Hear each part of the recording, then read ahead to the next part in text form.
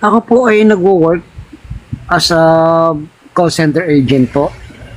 So, ang tanong ko po, what if kung ang Salatul Fajar hanggang Salatul Isa o yung pinakalas po na sala ay hindi ko po naisagawa dahil po sa trabaho ko po being a call center agent. Ito po ba ay pwede kong itayo or isagawa kapag ako ay nakauwi na ng bahay? Paano po ba ang pagkasunod-sunod nito? Okay. Ito po ba sinulang ko sa Fajar, Luhur, Asar, Maghrib at No. Isa? Okay. Ah, Naintindihan ko po yung okay po. Barakallahu fiik. may mga bagay na hindi pinahihintulutan sa atin sa Islam. Lalo na po pag ang dahilan kaya natin hindi maisasagawa yung sala is hindi siya valid reason. Which is ang pagiging call center agent o basis sa pagiging sa trabaho natin na maiwan natin ang sala, hindi po siya valid reason po sa batas ng Islam. Kaya ang dapat po, Brother Legendary, ay maisagawa natin ang Fajar bago po sumikat ang araw.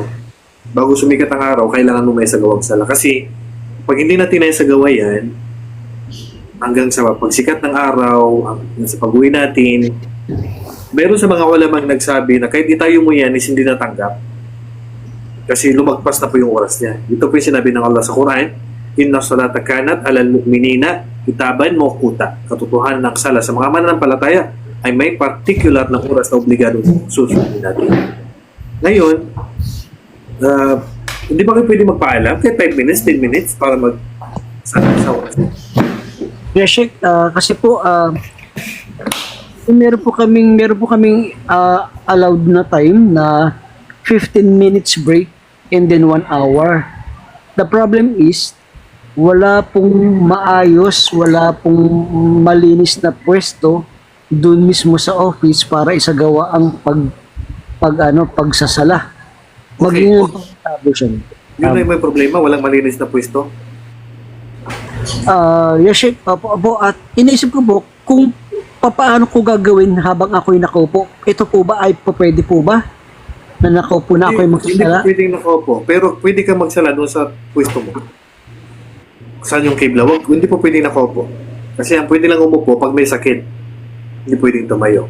Pero kung wala ka namang sakit, pwede kang magsala doon sa kinatatayuan mo. Kung pwesto ka doon, walang problema dyan sa lugar na yan. May mga buhangin, hindi na walisan, walang issue doon. Pwede ka naman magdala ng sadyada o anumang prayer mat, ilagay mo doon sa harapan mo o sa tabi mo para makapagsagawa ka ng sala. Kasi ang kasalanan po talaga na hindi nyo po maisasagawa yung sala hanggang sa pag-uwi nyo. Kasi hindi po siya valid reason po yung pagiging call center agent po. Apo, mashallah, mashallah. Yes, Sheikh, last question na lang po. Sige po.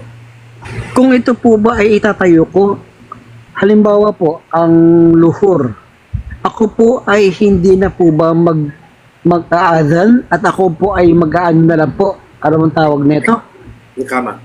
Ikama. Apo. Ako po ba ay mag-ikama na lang po or hindi na po ako Sunna mag-aadhan? po. Kung kaya mo mag-ikama, sunna. Kung hindi ka naman makapag-ikama, tanggap po yung sala mo. Mashallah, mashallah. Barakallahu fik, ya Sheikh. Oh, Jazakallah khair. Jazakallah. Kuya. Sige.